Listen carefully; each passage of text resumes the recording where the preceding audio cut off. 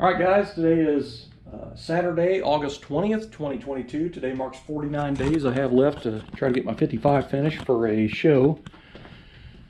So, if you caught the video yesterday, I got this thing started finally after redoing some stuff on it, basically rebuilding the engine again. And I was watching my gauges yesterday real closely while this thing was doing its cam break-in for 20 minutes. And I noticed right toward the end I started losing voltage.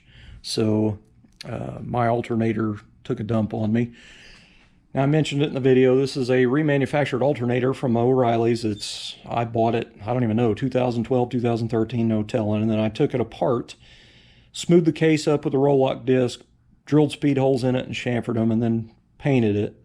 And put a little silver paint in all the holes there just to give it a little neat look. I did put a March pulley on it. It does have a twisted fan on it, a cast aluminum twisted fan. All right, I'm going to take this thing apart, and hopefully when I put this together, I used anti-seize on these screws. I tell you right now, I better put these on.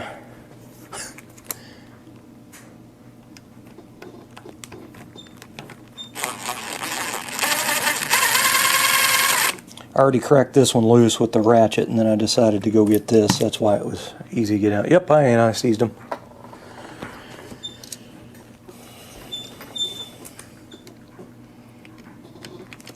I gotta be careful so I don't chip the paint on this.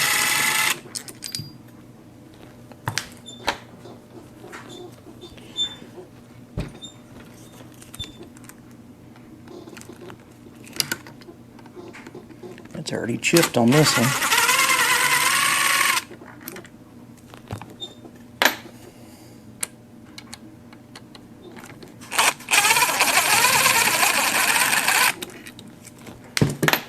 Okay.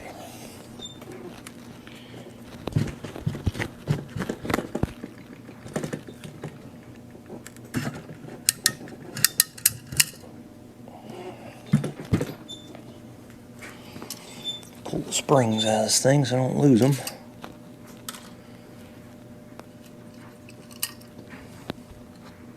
And when you go to put this thing back together, you have to have like a paper clip or a really small drill bit to stick through that little oval slot right there. That's what holds your brushes and springs in to reinstall it on the shaft. So everything I need to change is right here in the back, so I don't even have to pull any of this apart. So I do have to pull off the coil and stuff, so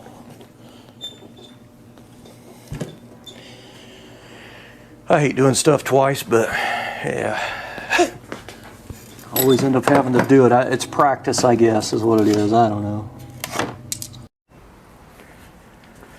All right, guys, I'm trying to figure out, this is Monday, August 22nd, so I'm trying to figure out where I left off here.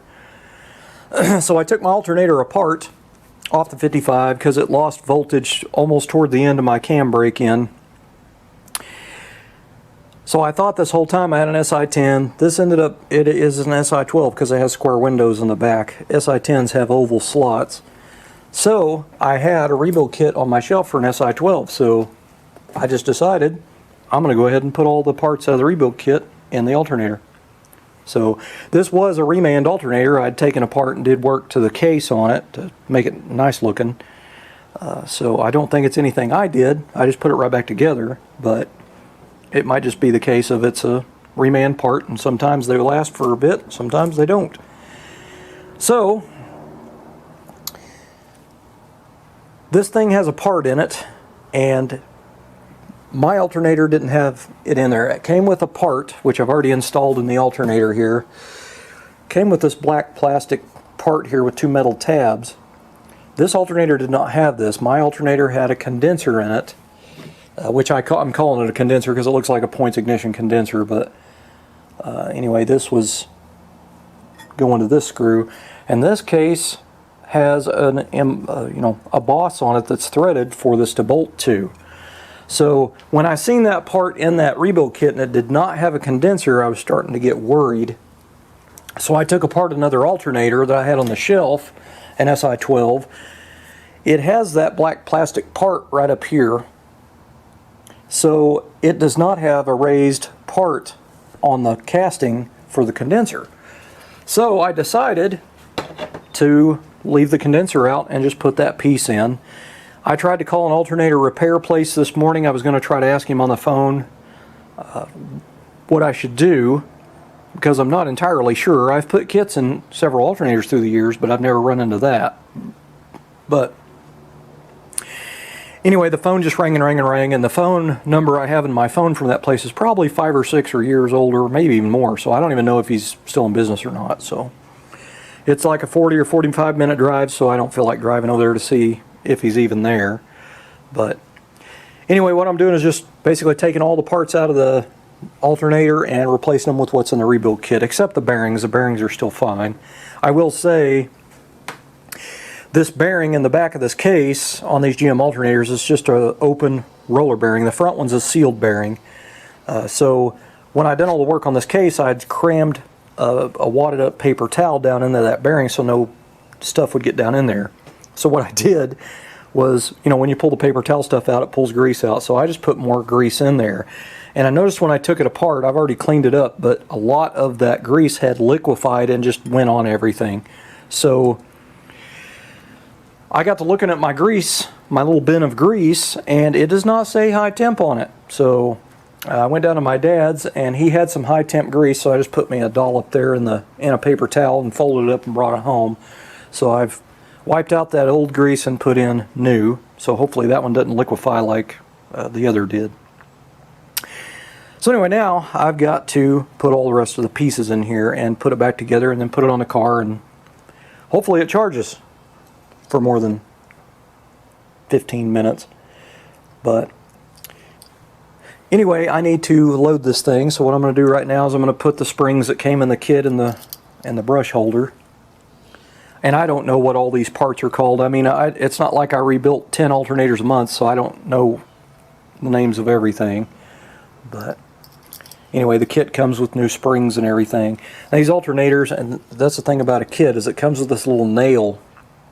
And if you see the hole right here, it goes all the way through. And this is how, see the holes in the brushes, this is how you hold the brushes and springs in when you install this part of the alternator over it. So anyway, what I got to do is put these in there, and then you'll leave the nail in there, and there's a slot cut out in the alternator case that allows room for that nail, and then when you put it together, you just pull the nail out and the brush just slap up against it. So anyway, that's what I'm going to do right now, is load this.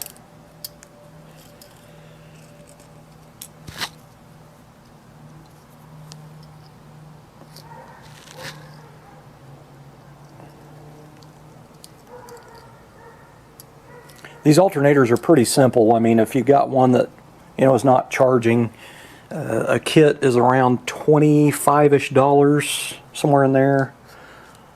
But you do need to know if you have an SI10 or an SI12. And it's, if you have square windows right here on the back, this is an SI12. If it has oval slots, it's an SI10. So I thought this whole time this was an SI10, and luckily it's an SI12, which means it has a little bit more amperage, so that's a good thing. I do have a big electric fan on the car, and it might do me good to buy a, you know, like a 100 amp alternator or something maybe. I'm not sure what amp this one is, but I'll be able to watch the voltage gauge when it kicks on. Now, while I was breaking in my cam, I was charging a little over 14 volts on the gauge, and then the electric fan kicked on from the fan probe, and I actually walked over and looked at the gauge, and that's when I noticed it was not charging. It was below 12, so it could be the case of not big enough alternator, so I'm going to have to try it. But anyway, I got stuff to put in here. I'm trying to remember how all this goes.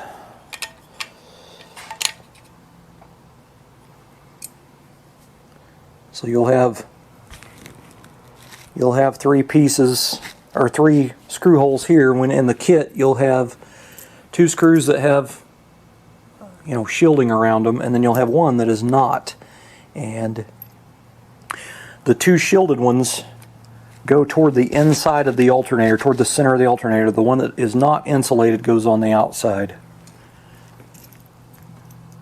But if you take it apart and kind of lay everything out the way you took it apart, I mean, it's just simple. But anyway, I took this thing apart Friday or Saturday, I don't even remember.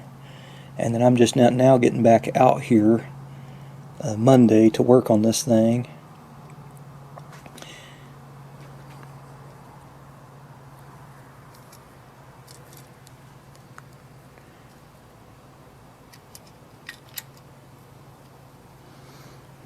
Okay, and then I got this thing to put on there.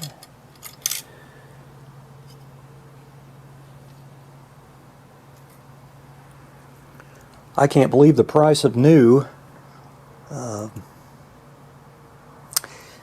alternators, or remand alternators. You can get a brand new Power Master at Summit, SI12, I think it was, for the same amount from my local O'Reilly's for a remand, and I'd much rather have a new than a remand one.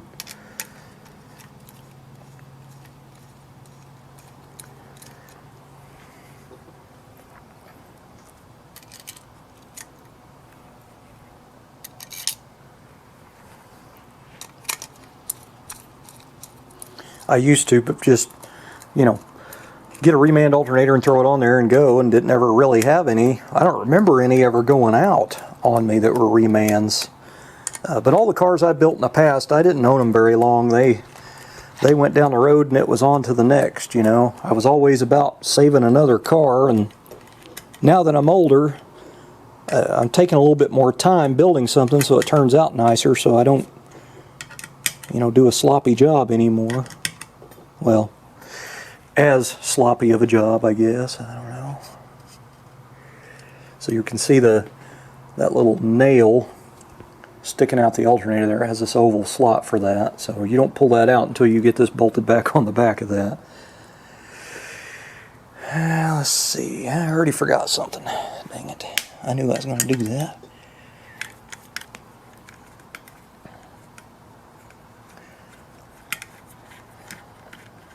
Making sure I ain't got any more other pieces I forgot here.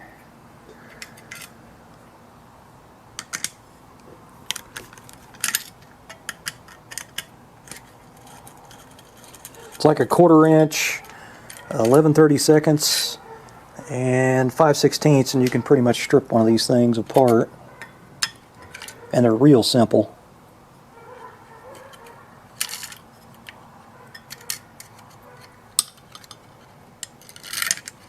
But if this don't end up working out, I'm just going to end up having to buy that $125 Power Master from Summit. Because I'm suspecting there's no telling what my electric fan draws for amps, so it might be pulling quite a few. Them electric fans, they usually pull quite a few amps through them, so.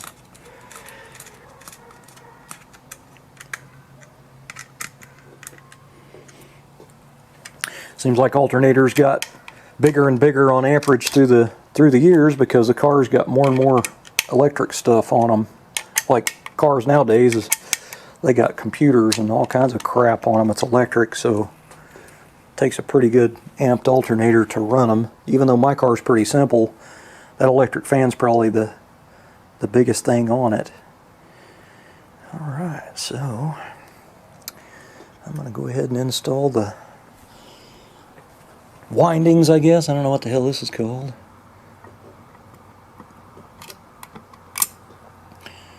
I can tell you one thing for sure to not do. When you put this alternator together, it has them 3 wires coming off this coil thing going to them 3 studs. When you tighten that down, if any of those is touching this part right here, the alternator won't work. So, and that may have been what I did, but I don't think so. So what I'm going to do is, after I bolt it in, I'm going to go in there with a flat blade screwdriver and kind of bend them up a little bit to where it, hopefully I don't break them windings off of there. Let's see. So in the kit it come with just nuts. And this Remand alternator had nuts that had star washers on them, and it's the same exact thread, so I'm going to use the ones with star washers on it because that'll stay on there better. I wouldn't want to trust anything like this that heat cycles, gets hot and cools off, you know, after you shut your car off. I wouldn't trust anything like that without a lock washer or something on there. I think that's kind of silly.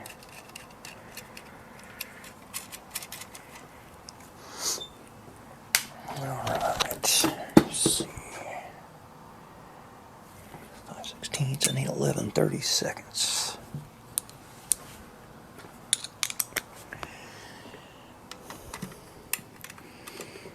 This is just one of the quite a few things I need to do to get this car dialed in a little bit better. It's got a really rich idle, so I've got some tuning to do to get that fixed. But it doesn't matter how much tuning you do on it if your alternator's not charging. That's not doing you any good. Well, that was fun trying to get that old Healy coil out of there. So luckily I had one in my drawer, so I am reinstalling a new one here. And then I got to run a die on the bolt to try to fix that.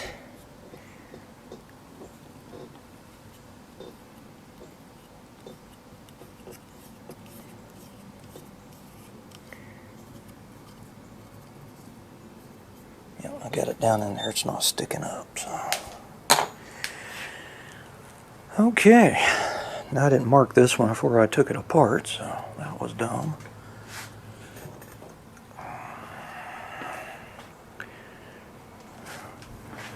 So it goes like this.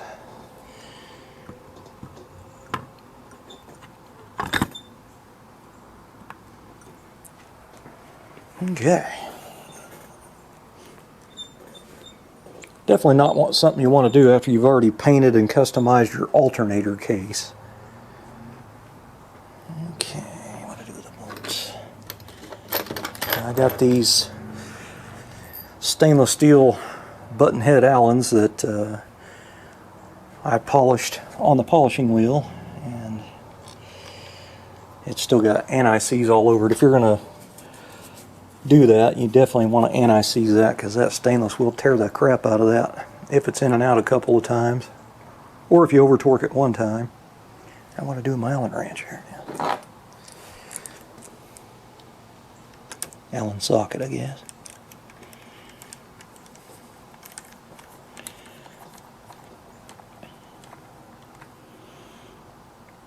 Not going to tighten it completely yet until I get all of them started in there.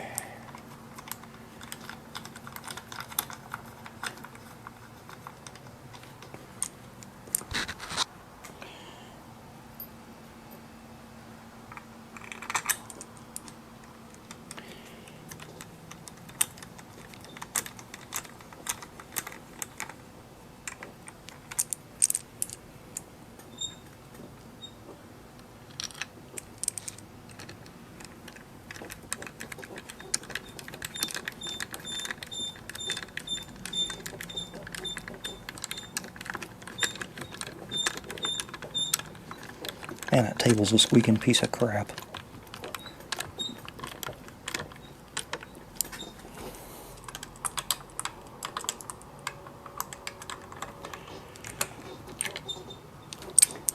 I got two of them tight, but anyway, you just basically grab your little nail and pull it out. Now your brushes are on your spinny thingy, whatever the hell it's called. I'm not going to use a cordless impact on this. I'm going to do it by hand.